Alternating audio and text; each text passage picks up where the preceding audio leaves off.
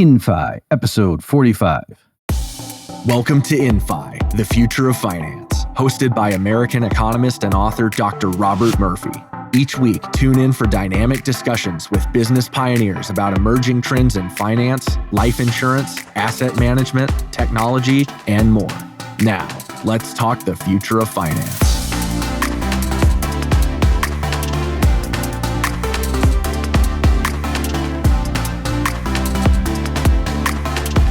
Hey everybody, welcome back to the InFi podcast. Today I am speaking with Glenn Jacobs, who has had a very interesting career thus far. So I'm going to have to pivot here. He's known to many as the wrestler Kane, who was I guess it was the WWE, and Glenn Jacobs, aka Kane, was there since 1995. And he was inducted in the 2021 class of the WWE Hall of Fame. Okay. But in 2018, he was elected as the Republican mayor of Knox County, Tennessee. And then he was reelected in 2022. So let me now read to you from his intro of his bio at his mayoral website. It says, Mayor Glenn Jacobs took office in September 2018. Since that time, he has worked diligently to tell the rest of the world what he already knows, that Knox County is the best place to live, work, and raise a family. By focusing on jobs, education, and recreation, Mayor Jacobs' goal is to help make the best even better. And then it lists, some of his accomplishments that are specific to Knox County. It says, Mayor Jacobs hopes to ensure that Knox County remains committed to creating opportunities for everyone to thrive in an engaged and vibrant community. And now let me give you one last bit of context before we dive into the interview with Glenn here, is that in between those two things, which, anybody with access to the internet would be able to look up very quickly, what you may not realize is that in between and overlapping, of course, with both ends of those distinct periods of his life, Glenn became immersed in and very well read and articulate in libertarian political philosophy and Austrian economics. He may also know like Chicago school and stuff. I don't know. I can't speak to that, but I've been at an event with him, with the Mises Institute. Jeff Deist and I went down. Or up. Well, I went down, Jeff went up to meet Glenn to put on an event for the local people out there before he was mayor. So anyway, just saying that he's really sharp at that. So in this discussion, when Glenn speaks about like, hey, you're a mayor, but yet you're also a big libertarian, like, isn't there some kind of issue? And he's explaining that. So that's what I'm saying, that it's a very interesting position he finds himself in. So but I thought it was important that you heard that context to understand this interview you're about to hear between myself and Glenn Jacobs. Mayor Jacobs, welcome to the InFi podcast. Hey, how are you doing, Bob? I'm doing great, thanks. So glad we could get you on here. As we cleared beforehand, I know probably the feeling because whenever I go to a libertarian type conference, people come up and ask me about Paul Krugman. I say, I know that's a past life. I don't want to talk about that, but that's how they know me. So I'm going to do the obligatory. Can you tell us a little bit about how did you get into professional wrestling? What was that? What did you make that decision? Yeah. And by the way, I don't like talking about Paul Krugman either. So we're on the same page. Okay. Fair enough. Yeah. Really, my life is an example of the American dream in motion in reality. I was playing college football ever since I was a little kid. I always wanted to play professional sports, and I'd hurt my knee pretty seriously. So I went to the Chicago Bears camp as a free agent. I wasn't drafted because of my knee injury. I was only there for a day. I couldn't pass the physical. I had torn my ACL and meniscus and cartilage in my left knee. And that was obviously very devastating for me because I had my fingertips on this dream that I'd had ever since I was a little kid. But the wonderful thing about a free enterprise economy is your God-given gifts and talents, there's really no limit on how you use them except for your imagination. So in my case, just one day I was watching professional wrestling on TV, and I'd always been kind of a casual fan and watching at the friend of his house. And he said, we should try that. It looks like fun and might be good at it. So I got to thinking, like I'm a big guy, like the folks on TV, pretty good athlete like the folks on TV, and my degree's in English, so I know all about Shakespearean theater and drama. So figured I'd give it a shot, and it was fun. It was something that I like to enjoy. I really was having a good time. I figured that I could be successful if I stuck with it. Obviously, there's a lot of roadblocks and obstacles along the way. But nevertheless, I mean, the story here is I was able to parlay, I don't want to call it a tragedy because it wasn't that bad, but still a very bad event. And you really utilize that or utilize some of the same things that had made me successful in one area and were able to transfer to another area. And I think that that is very unique, and it's unique to America. It's unique to the free enterprise system. I've traveled all around the world, and a lot of places where you start is where you're going to end up. And the beauty about this place is the socioeconomic mobility that all of us enjoy, whether it's going up, in some cases going down. But so much of that really depends on those talents and gifts that are inherently yours, as well as your willingness to work and create opportunities for yourself. Not everybody is going to make it. Obviously, that just is the case, but everybody has a chance to make it and fulfill their dreams. And that's something that you don't see in a lot of places, and certainly in a lot of economic systems. So you obviously have a deep appreciation for, the market economy and individual liberty. At what point in your life did that become an important part of your character? Like, was that from a long time ago, or was that more recent? So this is very strange, but my first ever memory when I was a little bitty kid, I'm like 3 years old, I'm riding in the back seat of our Volkswagen station wagon dasher of car. And I'll never forget this for whatever reason, but we're driving under some of the high voltage power lines. And my folks were talking about eminent domain and how, this goes right through the middle of someone's farm and how bad eminent domain was. Well, I'm like 3 years old, and that's my first memory. So I got off to started very early with that. And my folks were, I would describe them kind of as Goldwater Republicans, that old school small government Republican. And not like we talked about politics around the kitchen table or anything like that, but certainly they were very aware of waste that happens in government and frustration with how tax dollars are used and that sort of thing. In WWE, we're independent contractors, which means that we're responsible for quarterly tax payments and doing all those things. We also get a 1099 from every state that we worked in, every country around the world. We'd have to file a tax return. So sometimes my tax return would be like that thick.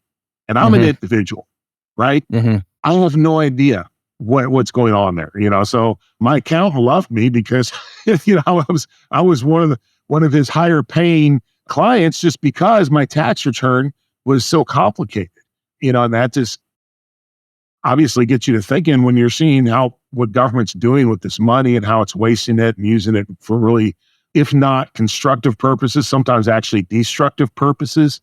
And it's your money. If I were ever to become president, that will never happen. But if in some fantasy world it were, the first thing I would suggest, because as president, you can't actually write legislation, but you can say, hey, let's do this, is that Congress repeal withholding tax and actually make everyone write a check to the IRS. Because guarantee you, if that were to happen, literally the majority of people who pay taxes in this country would be like, wait a second, you mean I don't get a refund on October or, April 15th after that I'm actually, this is money that I've already paid in?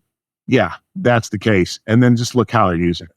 I think that might be the most revolutionary thing that happened in this country in centuries, actually. Yeah. And on that, a lot of people don't, you probably know this, Glenn, but Milton Friedman was actually the one who kind of brought that in. And he later lamented and said that, it was one of his worst mistakes. Yeah. And I love Friedman on all this other stuff. And then now I'm like, oh, what were you doing, man? So can you just speak about the transition? Like, how did you get into politics? So you obviously, for people who don't know, it's not just that you were on TV. You were in movies, right? Like you were, I have name drop. I'm just going to, full disclosure. I have told people how, I was with Kane at the Olive Garden one time but the point of the story was like, I realized what it was to be like next to someone who was actually literally famous, not just libertarian famous. Cause like I would be at conferences next to like Ron Paul, or, people would know people, but then like with the Olive Garden, like the staff was milling around the salad bar saying, "Is it him?" And I went to the bathroom. I said, "Yeah, that's him." So I mean, what did people approach you and say, "Hey, we think you should run for office," or is that something on your own you wanted to do? It was something that I wanted to do on my own. Now, I'd actually never really wanted to get into politics. I'd always been interested in government and politics, then later economics, just because, I mean, history is my favorite subject during school. And I like the social sciences, but I just never wanted to get involved in government. Who would in the government? Especially as my life goes on and I became really more and more libertarian thinking. Obviously, that's not something that was attractive to me. In the past, I'd had people try to kind of recruit me for different offices and things like that, but it just wasn't the right time for me. But what happened literally, we're term limited here in Knox County, and our county mayor, who's a really good guy, he's not a congressman, was leaving. So there's going to be an open seat. I knew I was coming to the end of my wrestling career. And literally one day I kind of woke up. I was like, man, I think I might be able to do this. I might be able to win that seat. In politics, open seats are gold. I mean, they just don't come along that often. And it's so much easier to compete for an open seat than it is against an incumbent. Your success percentage against an incumbent is going to be probably less than 5%, really, the odds of winning a race. So it was an opportunity for me personally. Again, it was the right time as far as my one chapter in my life I realized was coming to a close, and I had another chapter that I still had to write. Also, going back to just my personal story, I've had a magnificent life. I mean, I've been so utterly blessed, and I think it's incumbent for someone like me who's experienced the American dream, who's been such a beneficiary of it. It's just important that we keep that going. Ron Paul got into politics because Richard Nixon closed the gold window and Ron could see where all that was leading. He's right, by the way. But for me, it wasn't like a single thing that caused it to happen. It was more of, I just felt that I wanted to do something so that I could at least say, hey, if this whole thing goes sideways, which I hope it doesn't, but if the whole thing goes sideways, at least I could say, I tried and I did the best I could. At the end of the day, what I want my grandkids, my whole thing here is I want my grandkids to say, the old man fought as hard as he could so that we could remain free people. That's it. So to that end, you were just already living, that's just where you had settled down in Knox County? Yeah, I've lived here in East Tennessee for almost 30 years now.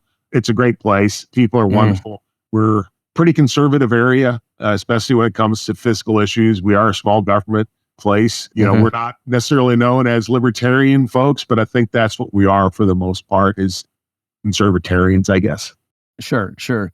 And so it was a no-brainer that, given you were going into politics, that you were going to be a Republican as opposed to a Democrat? Yeah, absolutely. And also for this position, there's a lot of places around the country that there's no way I could be mayor in that city or that county or whatever. Here I can because I am in the mainstream among thinking here in Knox County. And that's important too. It's kind of interesting on the practical side of politics. We often get mad at certain politicians because they bend this way or that way. But we also have to understand where they're coming from. And I was talking to the congressman from New York, and he just has to be a little different from our Congress people here. Our Congress people here are super conservative because the people here are super conservative. Right. So that really does make a difference. And if I'd lived in a lot of parts of the country, there's no way that I would even contemplate doing this. Yeah. I saw that on your official website that your 3 principles are service, efficiency, and savings. How did you, pick those? And I noticed too, like how am I trying to say it? That you really are trying to, serve your constituents. And so, yes, you have your political views and everything, but I mean, if you're running for office, and especially as a mayor, like you have to deliver and, do a good job for your people. So like, can you just explain your philosophy and what does it mean to you to be doing a good job? Right. It can be difficult because a lot of people I talk to are super libertarian types, and very grassroots. Like, why are you doing this? Because it's not libertarian. Well, folks, we don't live in a libertarian world. I wish we did, right? So I've had in myself, especially after someone like Rand Paul. I think Rand Paul does a great job And sometimes he'll take flack too, because, well, that's not a purely libertarian position. Well, it's not, but it moves things in the right direction. And that's kind of how I look at things too. Yeah, there are certain things that the local government just has to do because that's what's expected. I remember when I was contemplating doing this, I was talking with Thomas Massey. Thomas is like, you're going to libertarian hell, right? Because all the things the libertarians don't think you should be doing is what local government does. I'm like, yeah, I know that. But the alternative is to just withdraw from society, and that's not going to work either. So for me, it is walking that line of keeping your principles intact and applying them. At the same time, realize that sometimes you actually have to think outside the box and things which aren't necessarily, oh, this is not libertarian. But if you can do it a certain way, or at least, do a partnership with the private sector, things like that, it becomes much more palatable. And then that's what we do. Sometimes I'm going to do stuff that, the hardcore libertarians aren't going to like. But it's like, look, this is how everybody else in the country is doing it. This is how we're doing it. And this is a lot better. And I will never contemplate, oh, we're just going to spend a lot of money and throw money at this and hope we get the result. What we do is we try to plan out, if possible, we partner with the private sector, or, figure out a way that we're not growing government by doing this. But at the same time, we are required to provide certain services. And I did take an oath to support the U.S. Constitution, Tennessee Constitution, and the Charter of Knox County. And ultimately, that's what I have to do. So you still have roads? We do still have roads, yes.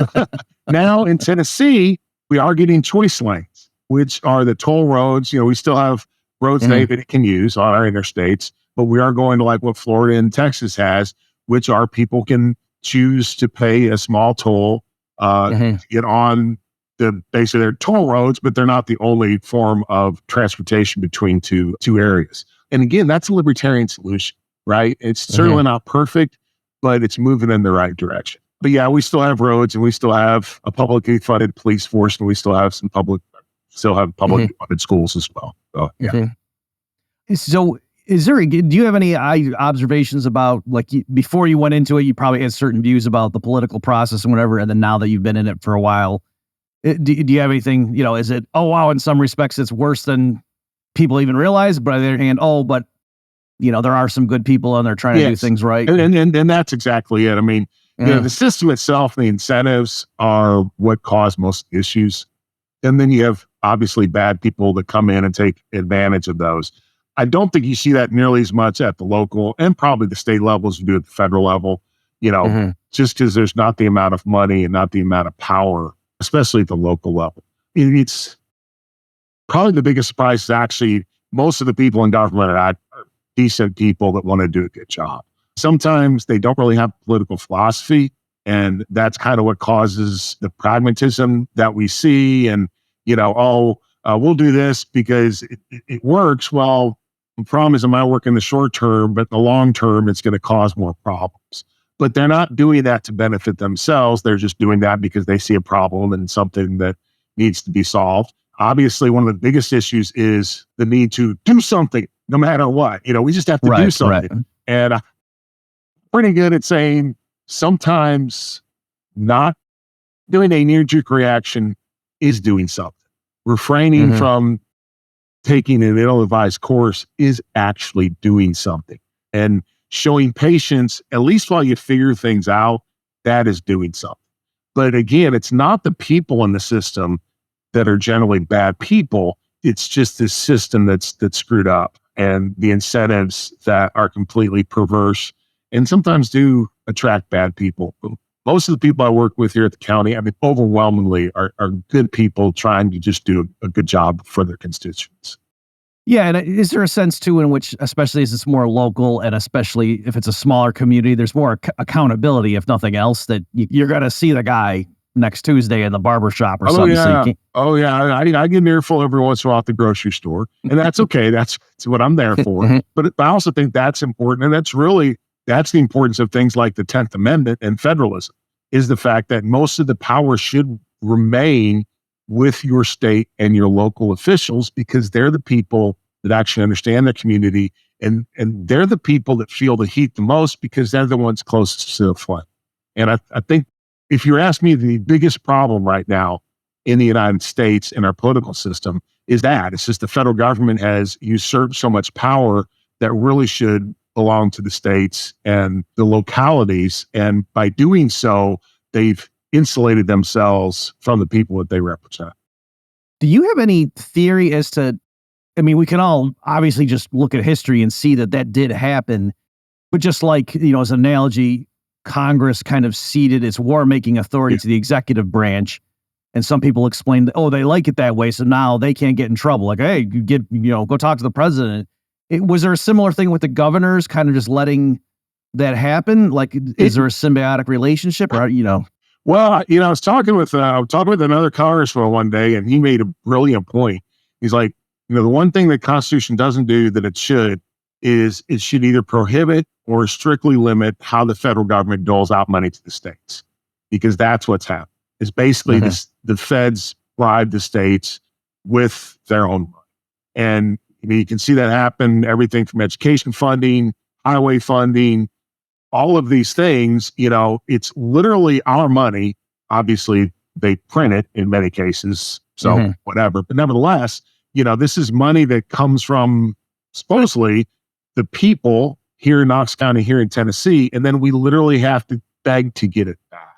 And if there were a constitutional amendment that could fix that and, either prohibit it altogether or put serious constraints on how the feds dole money out, okay? I think that a lot of that would change, and even think about things like the federal income tax and all the revenue that goes to the federal government, look, cut all that out. And if the states, not that we want to tax more, but if these services that the feds are not providing, the states can provide, I think that, and the localities, I think that's much better, at least than the situation that we're currently in. That's what we always hear as libertarians. Well, gosh, if you want to get rid of this, no, I understand what you're saying, is probably a beneficial thing, but either the government shouldn't be providing it, or at least the federal government shouldn't be providing. Think about that, the enormous amount of money that drain on, for instance, Tennessee's economy with all the money that gets taken out through income tax and other things. Imagine what our state would look like if we weren't sending all that money to the feds. Yeah. Just to give a specific example, my understanding is in the 70s, I guess it was under the Carter administration, when they wanted to put in the speed limits, that, the Constitution doesn't give the federal government the authority to say what the speed limit is in the state, but they just told the governors, well, we're not going to give you highway funding if you don't put them at 55 mile per hour, and so it was like money taken from the people to build roads in their state. And, that why should the federal government have anything to do with that? But yet that's how it worked. And I think it's the same with seatbelts. I believe the New Hampshire, they forewent the seatbelt thing, and they don't get a lot of federal funding for their highways actually because of, I believe. And then I see it here with education and our school budget, and how, literally the fact is that, if you want this money, you have to do this. There's all these strings attached to it. And in some cases, sadly, those strings have nothing to do with education. They have a lot to do with social issues. Right. And that kind of ties in what you said before. Like, I think the average person who wants to become a fourth grade teacher, it's not because it's like, so I can indoctrinate. No, they like kids and want to teach. But then like the curricula that's getting, the Common Core and all the stuff that there's horror stories about is coming from a centralized, system that's, driven by, massive taxes and so forth. I really try not to criticize the people within the system. Now, some deserve it, especially the politicians, but a lot of the folks that are working government jobs, those jobs would still be there too. That's what a lot of libertarian folks have to understand, is those jobs would still be there. They'd be provided by someone else, but they'd still be there. But in most cases, those are just folks trying to do a good job and not thinking that deeply about it. Right. Yeah, like the average person, it's just well, of course, law enforcement is the police in the courts, or we would talking about, of course the government builds the road. What do you mean? So, yeah. So you mentioned, a few minutes ago about you wanted your grandkids to say, hey, at least Grandpa did what he could. So that suggests that you think there really is, that America's future hangs in the balance, as it were, not to be overly dramatic. But so I guess I'll say that, like, you don't think that that's being overly dramatic. You really do think everyone needs to wake up if they haven't been paying attention, and that this is serious? No, absolutely. We have almost $35 trillion in national debt now. That does not include the unfunded liabilities, which are actually in the hundreds of trillions of dollars. None of it is sustainable. Look, we're never going to pay that debt back. And governments actually don't pay the debt back. Generally, what they do is they roll it over because you always have new projects. I get that. However, what you have to look at is your ability to service the debt, okay, which, in our case, comes from our taxpayers. Again, the feds are just printing money, which exacerbates the problem even worse.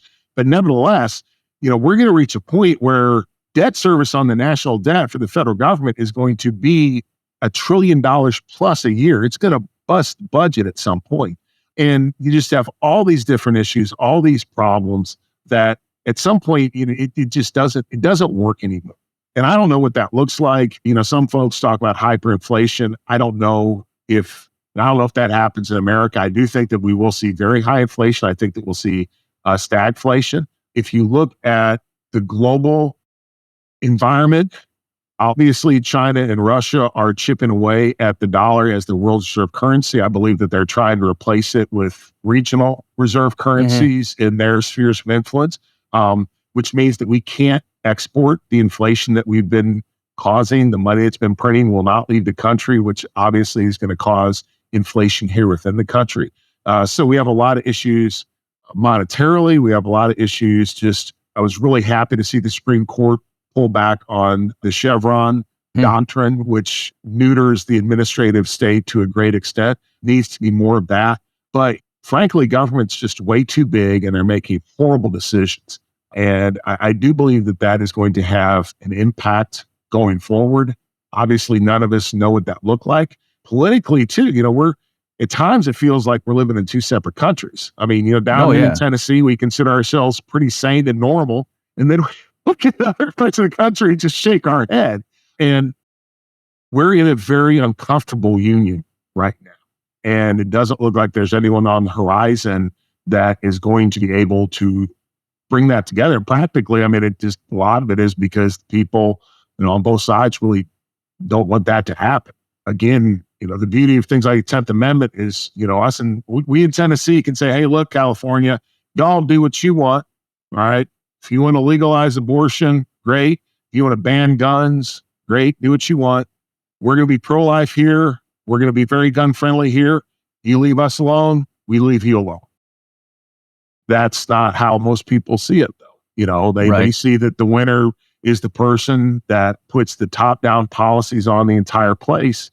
And unfortunately, that's just causing more and more tension among different sections of the U.S. So I do think that we have some serious issues. When I look at this presidential election coming up, and I don't know what November looks like. No matter who wins, half the country is going to be irate about it.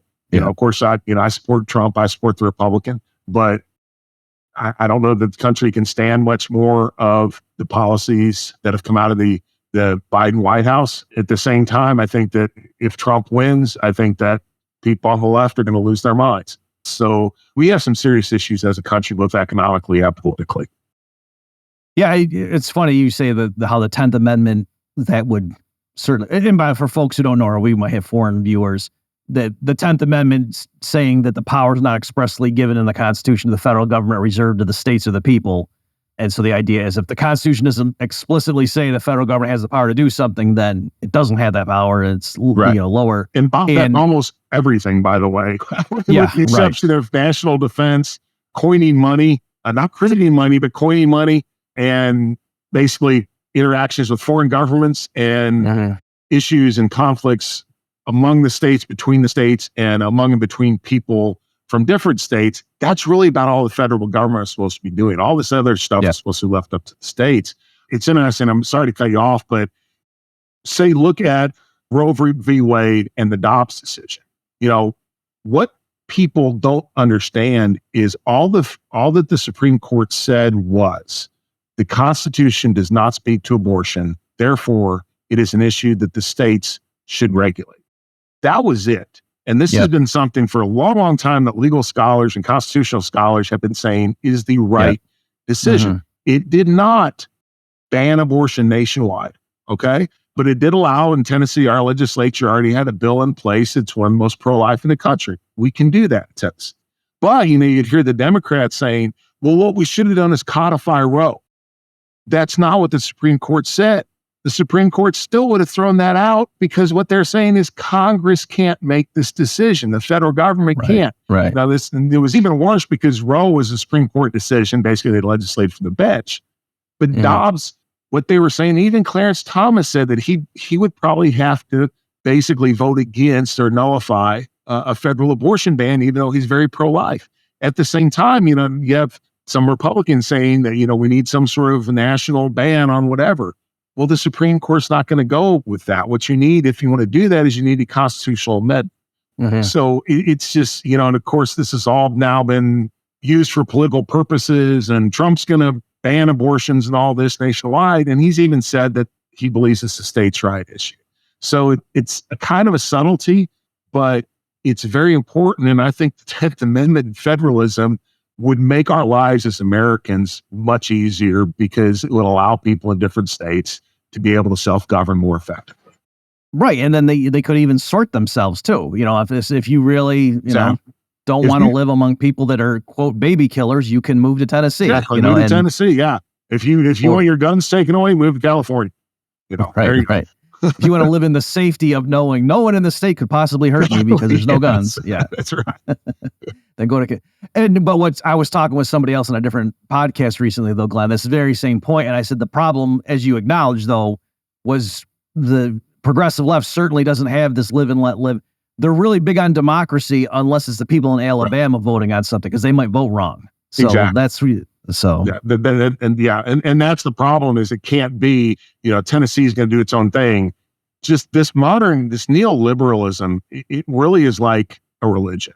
And it's almost like if someone doesn't think like I do, they're evil. So if the people in Tennessee decide that they want to do something different than what Massachusetts, New York, California, Illinois think, then all of a sudden we're a bunch of stupid, evil rednecks. Instead of saying, okay, that's their prerogative and they should be able to do that.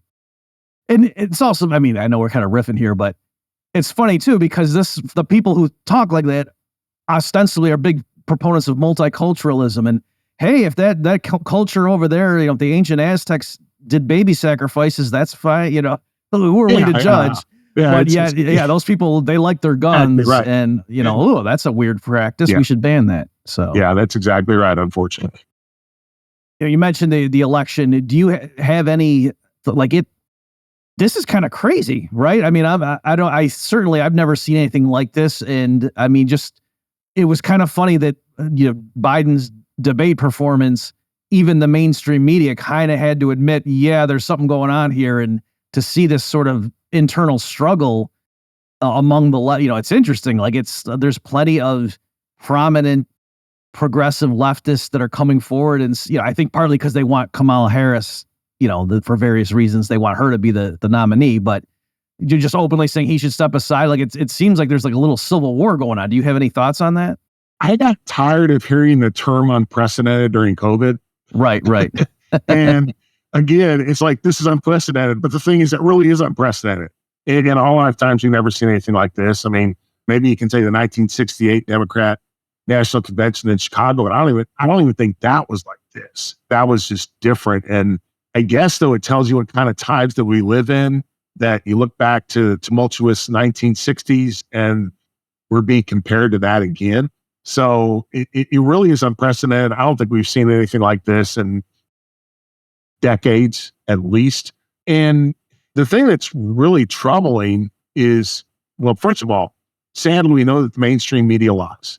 Either they lie or they're stupid. Either one is really bad, okay? Because you could tell for however long now that President Biden has some serious issues with his cognitive function. I'm not saying that's mean. You can just see it, and they would say, oh, those are doctored videos. I would always go watch the raw video as much as I could. Right. And it was like, no, they're not doctored videos. This is what happened. And then all of a sudden one night to say, oh my gosh, no. Were you not watching your own news programming? Because you guys were the one, you were putting it out there and you could see as clearly as everyone else, or should have been able to see that. And I read something the other day that's really interesting too. It's like all 2020, the Democrats needed someone who didn't seem so radical. So they turned to old Joe, who is moderate, very calming. Well, now it's almost like he's served his purpose. Let's just kick him to the curb. And right. Okay, great. But it just, I actually almost have no words because I haven't seen anything like this in my lifetime. And going back to the Democrats not being very democratic, well, basically what they were trying to do is they were trying to push Biden through with as little public input as possible by having a virtual convention, by doing all these things. And now the whole thing's been blown up and now they're scrambling, trying to figure out what to do. I think they're in a horrible situation because just the time, and they're really behind the eight ball. If they were to say, okay, if we can get Joe to step down, and it has to be his decision at this point. Right. Because the quirk is right, like that he's already got enough delegates that they can't just, it's not like, oh, well, the primary, we officially haven't picked, like at this point, no, he would have to agree. It's not, he had to step down. And in some states, I think the only way that he comes off the ballot is if he dies. So anyway, it's not like they can just insert someone else in there. And okay, it's Kamala, who was the first candidate out in 2016 in the Democrat primary, who is universally unpopular. You're going to run her, or you're going to look at Gavin Newsom, that's great for your base, but I don't think that picks any votes up in swing states, because they're going to look at California and realize that basically its policies have turned that place into a basket case. So I don't know what they're going to do. They're going to have to figure it out really quickly because there's not much time left. And obviously, too, the longer this goes on, the more that they're harmed. And again, looking at Kamala, it's like, okay, she said the president was fine. Now she's saying he's not. Well, which is it, lady? And were you willingly ignorant, or are you just not smart enough to see what was going on? I think it's the willful ignorance, obviously. But either way, it's really bad. And they're going to have to answer those questions. And also, maybe the main question right now is, who's actually calling the shots in the White House? Because it ain't Joe Biden. Right. Yeah, obviously. Yeah, even when they're doing like the damage control, it's like, oh, when he's pretty sharp from this time of day to this time of day, and it's like, well, hopefully China doesn't invade Taiwan. Exactly. And, I think Peter Doocy asked here and is like, so what happens if they call at 11 o'clock and send their nuclear missiles to the U.S.? And is Joe the one making the decision then? Okay, so we've got that going on, but at the same time, I know what you mean. Like you hesitate, everything's unprecedented, but the stuff they're throwing at Trump, I think for the casual observer, people tune it out, and I totally understand that sentiment. But I was just going in and looking at like the legality or lack thereof of some of these cases with Trump, and it was crazy. Like the knots they were having to tie themselves in just to be able to now say, yes, he's a convicted felon. Yeah. For people who don't know, like just going through what they had to do to get that to stick is incredible. Yeah. If nothing else, I will never forgive the left for twisting and perverting our criminal justice system just so they could get a talking. That Donald Trump was convicted felon, because that's all this has been about. You look at the cases in New York, and it turned into, it was a conspiracy to commit another crime, a crime he has never been convicted of, never even been accused of. Okay, the feds didn't prosecute him for election tampering or fraudulent campaigning. Okay, so what they were saying is, you have to believe that he's guilty of doing this underlying crime, and he was covering it up by doing this. And then the jury was giving a menu, a buffet of charges, and then he's guilty on, this person can say he's guilty on charge A, this person says he's guilty on charge B, and all of a sudden he's guilty, right? Well, that's not how our system of justice works. In fact, there was a case just once at the Supreme Court that indicates they will overturn, if Trump's gets that far, indicates they're going to overturn this, because they said that the Sixth Amendment requires a unanimous jury deciding on a single charge. Not always guilty of something. Look at what's happening in Georgia and the Willis, the DA down there.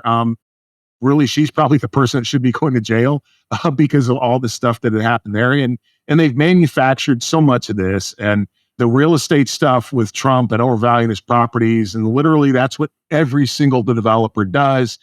and there was no harm done. The bank got paid back. Everybody was happy. Yeah, I think in that one, they even, was it Deutsche Bank? They literally had someone from the bank testifying on behalf of Trump saying, no, we pushed back on some of his valuations and we said no, and that this is standard due diligence on our part. Yeah. And they still convicted him. Yeah, and it's backfired because, and I think that the average person, at least the average person kind of in the middle or obviously Republican, is going, this is just a witch hunt and it's really bad. And I think some people, and I'm one of them actually, if they can do that to a former president of the United States, what kind of chance do I stand? If they get mad at Glenn, and I do something as mayor that really ticks someone off on the left, and, obviously I don't think it's happened in Knox County, but if they could get me in a venue where they can have some trumped up charges and find me guilty, how can I fight? I don't have the resources of Donald Trump. How can I fight that? And I think a lot of people are looking at that and saying, yeah, this is bad and this could impact me. And also, if you're wondering why Donald Trump is gaining traction among minorities, part of the reason, in my opinion, is anyone who has ever been stepped on by the man or has felt that they've been held down by the authorities, they're now looking at Donald Trump saying, they're doing the same thing to that dude. He's my guy. This was one of the stupidest, the biggest political miscalculations in history. Now, having said all that, does that show that, we've kind of painted the picture that, they have no good candidate, because even if they could get Kamala in there, she's not a good candidate. And, then they're kind of stuck with Biden if he doesn't step aside. And that Trump's gaining popularity and they're throwing stuff at him, and that's, just paradoxically making him even more popular. Is the end game that they're just going to come up with some reason that, we can't have the election, or Trump's not eligible because he's in prison, or you know what I mean? I'm sure they're going to try something. I do believe that a lot of what happened in COVID, I'm not saying that COVID was a scam or anything, but I do believe that some of the response in COVID, in the back of, or at least subconsciously, some people were like, we can get Trump with this, right? And if nothing else, we can just say, he's not doing everything that Fauci wants him to do, or he's contradicting what they're saying. So I do believe that actually some of that went on. And obviously, if they're willing to pervert the criminal justice system to try to keep the guy off the ballot, at this point, I wouldn't put anything past them. Yeah, my take is, like, with a lot of this, that they're kind of testing the water to see, would there openly be like a revolt if we did this, and they're just getting a little bit of feedback to figure out. In other words, it's not their moral scruples that would prevent them from doing it. It would just be like they would think, we're not going to get away. No, I don't think there are many moral scruples, actually, Bob. Yeah. Okay, we're glad we're seeing out of that. Okay, I forgot one more for you, and we appreciate your time here. Do you have any comment on foreign policy, like with what's going on with Ukraine and China? Like I think a lot of us are alarmed that are you guys trying to start a war? What the heck is with these major powers? Yeah, it sure seems like we're on the brink of World War III. So much of it is our foreign policy. I don't know what the end game ever was in Ukraine. Basically, you drain the Russians by essentially feeding the Ukrainian people into a meat grinder and just keeping that war going for as long as you can. That, to me, is very inhumane and a horrible use of our tax dollars. And looking again at $35 trillion in national debt, we can't keep on doing this. We're sending billions and billions and billions of dollars overseas that we're either borrowing for our adversaries and you're sitting against them, which they're probably not really happy about, or we're printing it, which is even worse. So at the end of the day, I think the one thing that does happen with our monetary policy is the people in Washington are going to have to figure out, do we want to insert ourselves everywhere around the world, or are we going to take care of things at home? And that's kind of what happened to the British Empire as well. And it's actually sad for America and for the world because, as a libertarian, I'm very non-interventionist. But a strong America, I think, does help keep peace around the world. And we're just no longer in that place. Which, if you have a power vacuum, then you have to worry about who's going to fill that vacuum. And it will probably be someone such as Russia or China or a consortium of different countries who are not going to be very amenable to the West. And again, that's really bad for all of us. Well, said. Do you have, I guess as a final thought here, Glenn, do you have any ray of hope for the listeners? Oh, yeah. I mean, we're America. We have a legacy of individual freedom and free markets. And really, I think we just have to remember that. There are times in our history that we just forget. And then someone does come along, like Ronald Reagan, that one of the most important things that Reagan did wasn't necessarily his policies. It was his optimism. It was morning in America. So you come off the Carter years where America has this malaise and everything's going to pot. And then you got this guy coming in, with this optimism. And obviously there are challenges, but nevertheless saying it's morning in America, let's go. And it can be that again. It's just a matter of we all have to believe that. We all have to start working towards that. And we need to unleash the free market. We need to cut corporate tax rates as much as possible. We need sound money, which will bring massive investment back into this country. We just need to do what America does best, and that's unleash the ingenuity and the work ethic of the American people. Well, let's hope we can do that. Folks, my guest has been Glenn Jacobs, the mayor of Knox County, Tennessee. Glenn, thanks so much for your time and your service. Thanks, Bob. I appreciate it. Have a great day. Okay, you too. Thanks, everybody, for tuning in. We'll see you next time. This concludes another episode of InFi, The Future of Finance, with Dr. Robert Murphy. The information provided is for educational purposes and does not constitute financial advice. Consult with qualified professionals before making any financial or investment decisions. For more information on the host and for previous episodes, visit infi, thefutureoffinance.io. Thanks for listening.